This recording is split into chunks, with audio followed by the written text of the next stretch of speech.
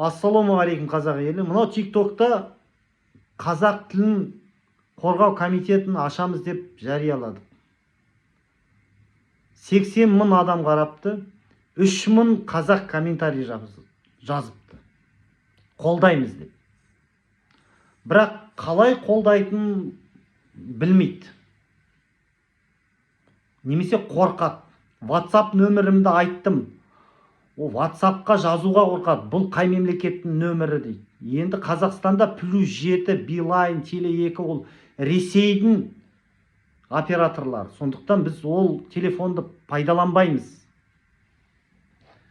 Тағы да өңірлерден қазақ тілін қорғау комитеті тек қана заң аясында жұмыс істейміз. Қорықпаңыздар, адвокаттарымыз бар.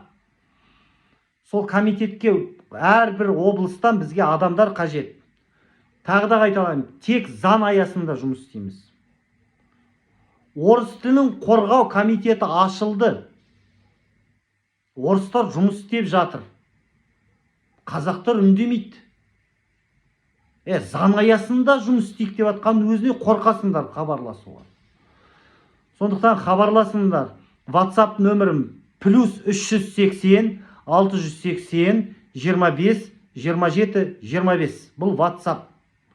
Қорқақтар, мынандай сұрақ қоймаңыздаршы, бұл қай елдің нөмірі? Қорқасыңдар ма? Хабарласпай ақ қойыңыздар. Ел болып ана тілімізді сақтап қалайық.